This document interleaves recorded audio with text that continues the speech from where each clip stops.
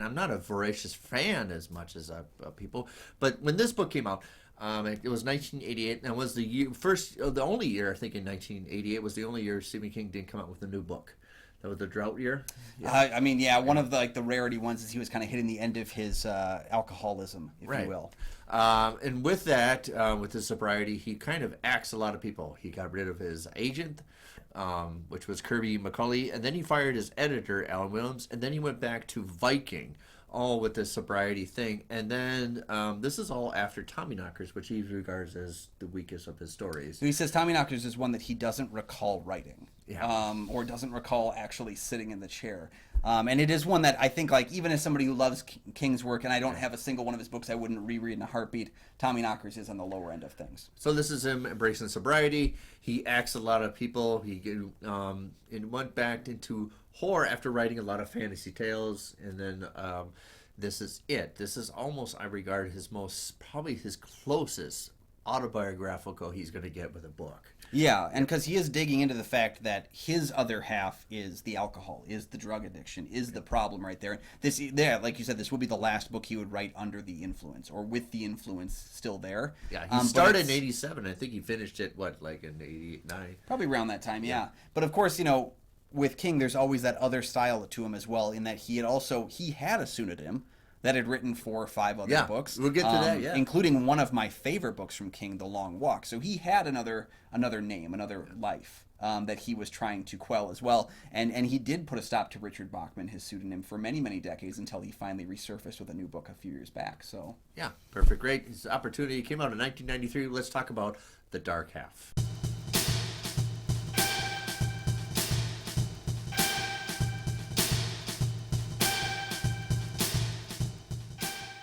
for us here. Okay. Go ahead. All right, welcome back to the show. Let's jump into a synopsis before we get too deep into our conversation here.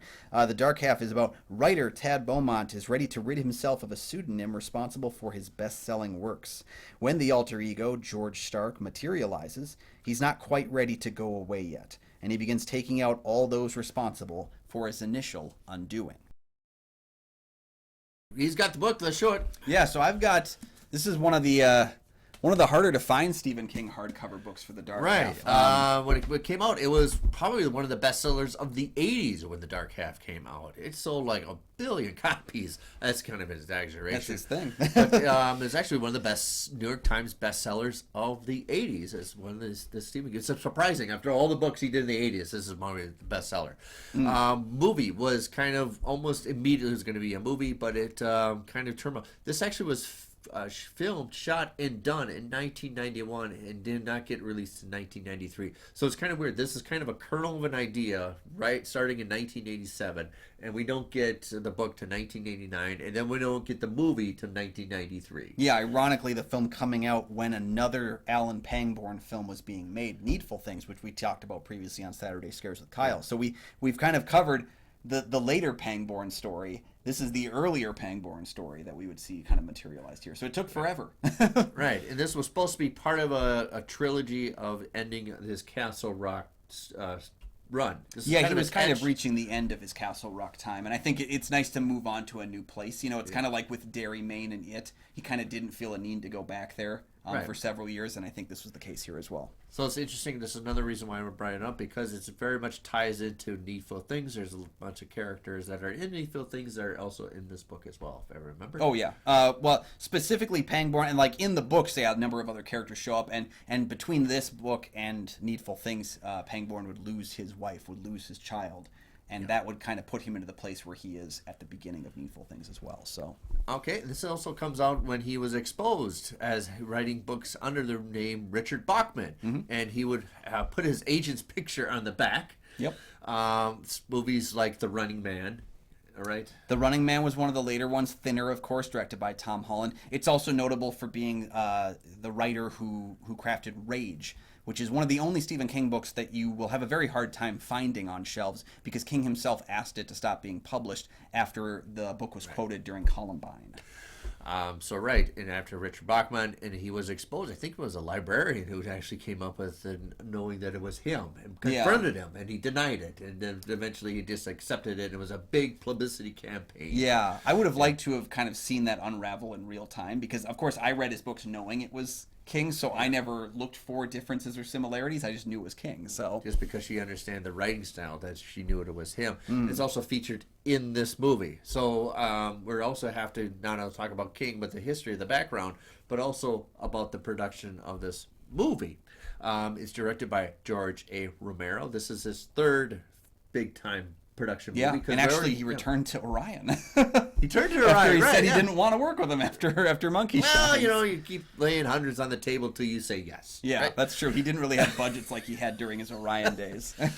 This is actually his first big budget movie after he did Monkey Shines, another movie we just talked about. So it's perfect timing that we have to talk about this one because we talked about Needful Things, we talked about Tom Holland, and we talked about Richard Bachman, and also we talked about George A. Romero. But kind of all avenues, we have to do this movie. That's true. We've really covered everything. I mean, heck, we've covered Amy Madigan and Gone Baby Gone, and we've covered Julie Harris and freaking The Haunting. So, we've done it all. This is it. And Michael Rooker is in this.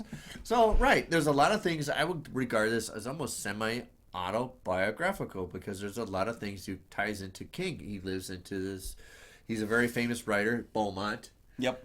He gets exposed to being this bad author that's successful, this George Stark. Yeah, and that was kind of the fear, I think, that so King had created Bachman out of the sense that people had told him that your books are only selling because of your name at this point. And so he wanted to try and see if I could make a living, if I could make a bestseller as another person. Yeah. And his books as Bachman, the thing is they were very different. Most of them were not supernatural in nature. Most of them were just kind of like hard-edged, which is kind of like how George Stark did it as well. It's a little bit dancing on the sci-fi like Running Man. Yeah. But also, here is King not only talking about being exposed with his pseudonym, his fake writing name, but also his demons that he says live inside him, that he writes out, that he also talks about when he writes that this dark half of him comes out of him.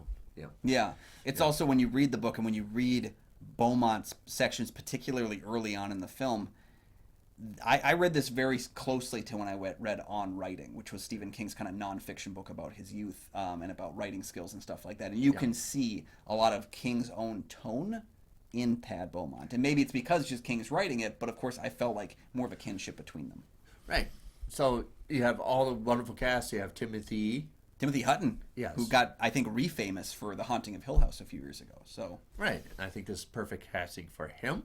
I think it was wonderful casting all around. I think it's, George A. Romero is the right fit for this kind of a movie after doing Monkey Shines, that he's not doing this bombastic kind of a thing, but I think a Stephen King story fits for him at the right time. Yeah, it's interesting. His three big budget films were all adaptations of book. Well, I guess not adaptations, but they were kind of creative endeavors with other people more so. That it wasn't, and that's I think where you can see that difference between Creepshow, Monkey Shines, and this film, and maybe his other works, is that it is a different George A. Romero behind the camera. Yeah. He is collaborating more. He's involved more. And it's interesting because I remember the time when we talked about the dark half that there's no really with King. There's no. I was like, who's the monster in this? Right? Yeah. As a kid, I'm high school, all right, the dark half, it's him. That's weird. That's really outside of Stephen King doing that because Cujo, It, and all of that. It's a monster. Yeah. And here it's not so much a monster, but somebody confronting their own monster. Yeah. And of course, I read the book after I had known about the film, and foolish enough for me, I didn't realize that Hutton was going to play both roles. So in my mind, I thought Rooker was playing George Stark. So when I read the book, George Stark looked like Michael Rooker to me. So I read this completely differently. And I do think Rooker would have made a hell of a George Stark. But it was interesting that, and probably a smart choice, that Hutton played both roles, because you get those scenes, especially the ones where they're sitting across from each other at the various tables. Yeah. And you do get to actually see those moments where they're facing off. I think that's where the film kicks into high gear, is those final 20 minutes where you get the more interactive time between the two. Yes, it's almost a mystery component. You're almost like, oh my God, is Ted Beaumont actually doing these? And he doesn't know it, right? And then he's just putting on his persona, but then this is a manifestation, stuff like that. Yeah, it's funny that Timothy Hutton would actually appear in another Stephen King adaptation almost 20 years later called Secret Window, which right, Secret Window, which was about an author who believed his stories were being taken from him by someone else. So you kind of get that duality there. My God, we should watch Dark Half and then Secret Window. Kind of very similar. Johnny Depp is great. Perfect opportunity to talk about a little more review. I'm interested because you've never seen this movie before. This is the first time watching the movie. I've read the book once. I think I've read the book twice, actually.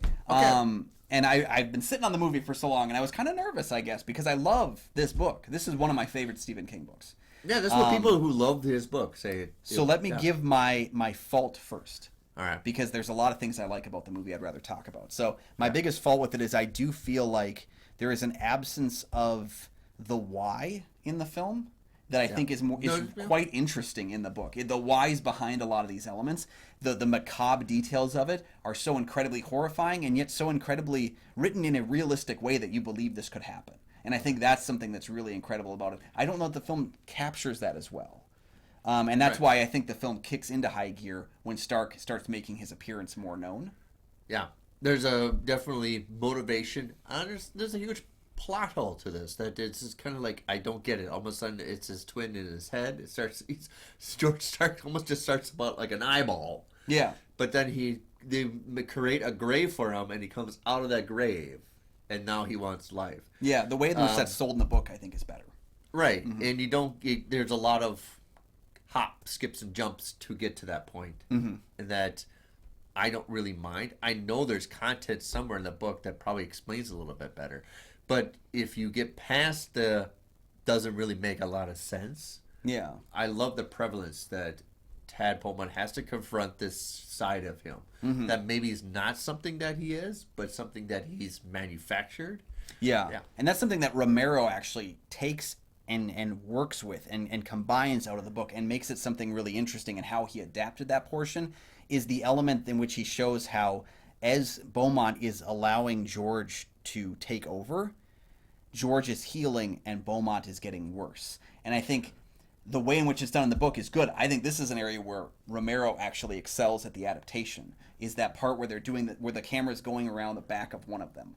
And then as it's coming out on the other side, Thad is getting worse off. He's getting these scars on his face, and and George Stark is actually healing. It's an incredible way to show that dynamic. A little pulverizing, but George Stark's never going to... They talk about it, that George Stark's not going to hurt Tad Beaumont. He needs him because he needs to write a story. Yeah, but he is hurting Beaumont in that way because he is taking over finally. And King has a lot of stories about our alternative selves taking over. He's really big on the Jekyll and Hyde story. Right, and it's this famous quote that monsters don't exist, demons exist, but they live inside you. Yep. And sometimes they win. I think this is the prevalent book for it.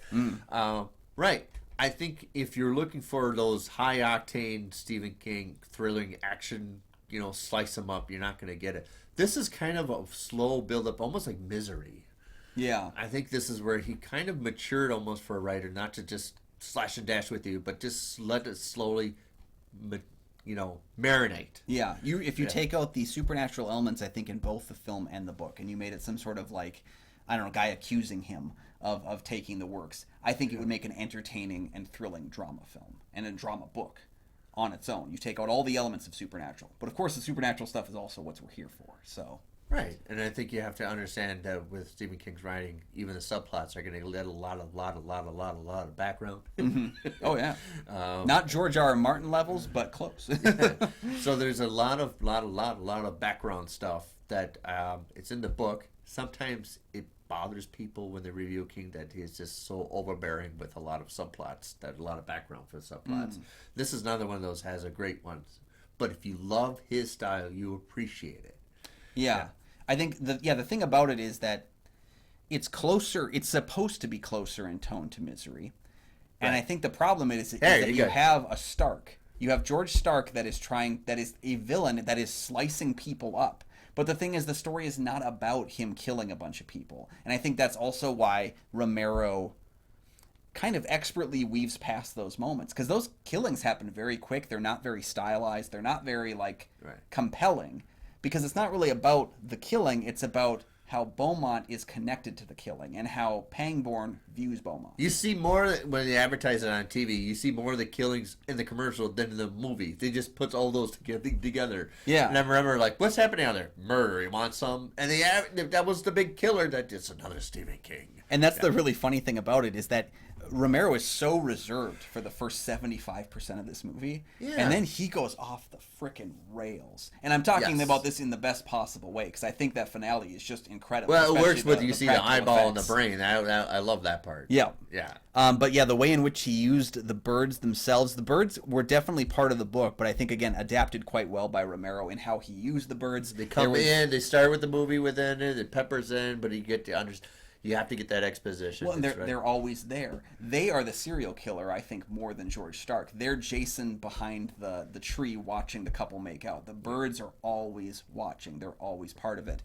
And again, like the 90s would feature a lot of like the bird motif with like the very popular The Stand miniseries for Stephen King, which would feature that crow.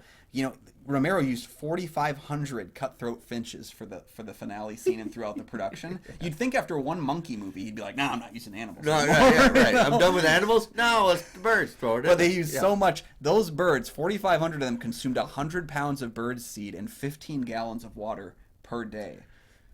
I mean, if you thought craft services sucked in your small films. But it's the necessary point of the elimination of George Stark, because they're supposed to be the bridge to the netherworld, right? Yeah. They're supposed to be the bridge to the supernatural. And that's kind of the metaphor of they're not supposed to bring the bridge. They're observers till they have to participate. Yeah, they're almost like the captain of the boat on the River Styx, where it's like they are choosing to ferry you into the afterlife. Whatever parts of you want to give up. And I think that's kind of what he's going with, is that while Stark is very much Bachman, Stark is also very much King's alcoholism. Whereas King can continue to let the alcoholism write for him, but it's going to eventually seep all of his life away and take on its own life. Right. And so it's a decision. Does King let his sober self die, or his alcohol self die? You know, Bachman or King, Stark or Beaumont. When that's the reason when I brought it up, he acts all the things that brought him success before. Yeah, and he knows that getting rid of this is going to make his life harder in some ways. Yeah. You know, he's going to have to work harder in his writing because he hasn't gotten the kind of readership that he wants on the main stuff, you know? Right, and this is around the time there was a downslope for Stephen King's in the mid-90s. It was kind of a downslope for him. Well, you had Tommyknockers, which is generally considered kind of one of the lower ones. And then I think collectively it seems like the fan base views Insomnia as the weakest King book. And I think part of it is that book is like 800 pages and it doesn't need to be. But those two books were released pretty close by each other, and they would have made for a tough time to be a Stephen King fan. I read those books all in sequence, and I remember the Tommyknockers and Insomnia feeling like they just weren't King at his best. Right, right. That's kind of why this book is prevalent. It needed to come out for him to kind of bridge where he's from. It's kind of interesting. This came out in '89. It was kind of like the middle point of everything. Yeah.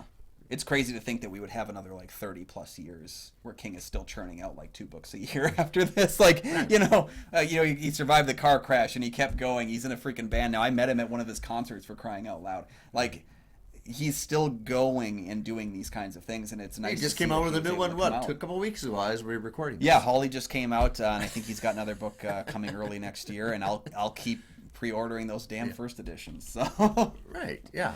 Well, what do you think of our review of The Dark Half? Or what do you think of half of it? Yeah.